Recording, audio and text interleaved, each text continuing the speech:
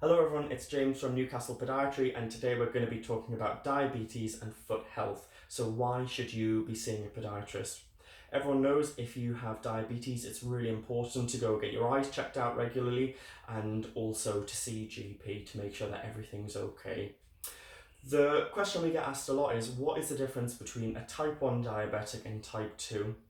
It's really quite a complicated answer, but type 1 diabetics don't produce insulin. So insulin is the hormone in the body which allows the sugar from the food that you've eaten to be used by your body. If you don't have insulin, all the sugar just sits in your blood and it can cause thousands of problems, and it's incredibly dangerous. So type 1s don't produce any insulin, and therefore they need to inject on a daily, sometimes hourly basis, okay? Type 2 diabetes is very different, okay? Type 2 diabetes is on the rise. I'm sure you may know people who have type 2 diabetes. Type 1, a lot less common, and it's typically found in younger people. So type 2 diabetes, you become resistant to insulin because you've got so much of it. So having high blood sugar levels for really long times, you produce lots of insulin when there's sugar in your blood, and your body becomes resistant to it. So that can cause weight gain and lots of other serious side effects. But how does it impact your feet? So the biggest problem is when you have really high sugar levels in your blood, it can cause damage to the nerves, okay? So imagine the nerves as the electric cables all around your body that tell you, oh, I've just stood on something sharp. These get damaged with high levels of diabetes, high levels of blood sugar, because you're damaging the electric cables, okay? As a podiatrist, we do what's called a neurological assessment, okay? So what we do is, we have something called a neurotip, okay? So it's not a needle, just a little plastic stick that bends. What this does is it applies 10 grams of pressure to your feet, and we try different areas of the feet to basically test different nerves around the feet, okay? It's not just one nerve that supplies the feet, there's many of them. So we press in different areas, and you close your eyes and just say, yes, I can feel that, or no, I can't, okay? This is the golden standard for testing for neuropathy, okay? So if you ever see a podiatrist, you should be having your neurological assessment. This is essential.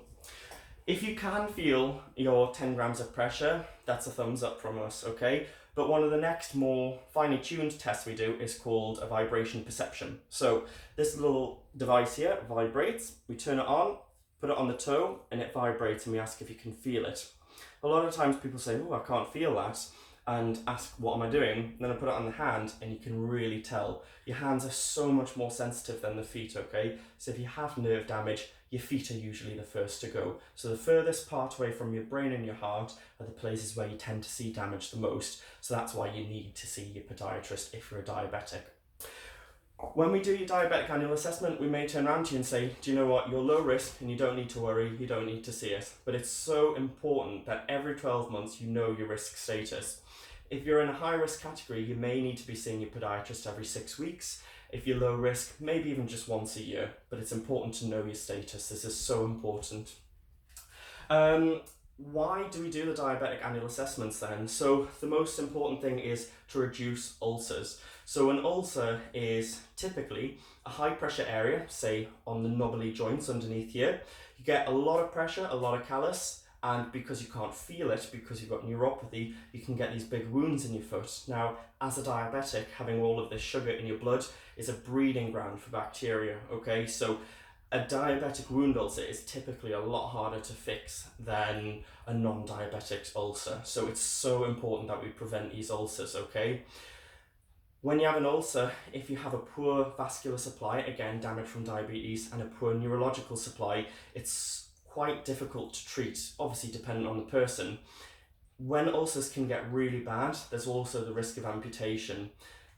We really, as a profession, are trying everything we can to avoid amputations because there's so much research out there to say when people have amputations, their life expectancy is severely reduced, okay? So our whole profession is about educating you about how you're going to look after your feet, all the little things that you need to be doing, your daily foot checks, understanding, whether you have neuropathy or not, what creams you need to be putting on your foot, and who to contact if you have a problem, okay?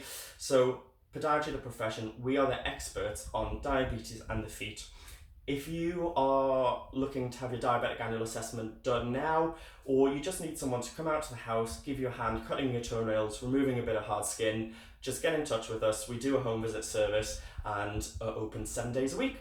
Any questions, put them in the comments, and if you thought this was interesting, please share it to your friends. It would make a massive difference. Thank you.